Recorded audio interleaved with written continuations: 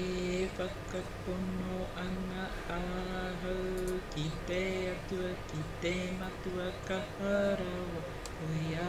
te kaihana o te rangi o te whenua ki tāna tama ko tahi anō hoki i tō tātou ariki ki a ihu karaiti i whakatangata tia nei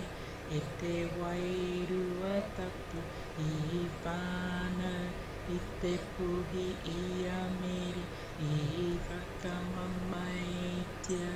i te waia pono tio pirato i ripekatia i mate i tangunia i heke atu ki te reina no te toru o ngara i ara ake aia i te mate a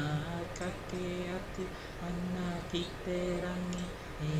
noho mai nei i te ringa ringa mata o te atua o te matua ka harawa ka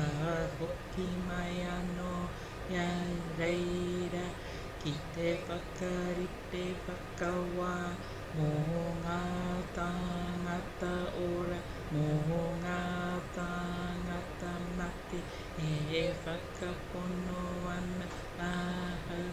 ki te wairua tapu i te hahi tapu hutano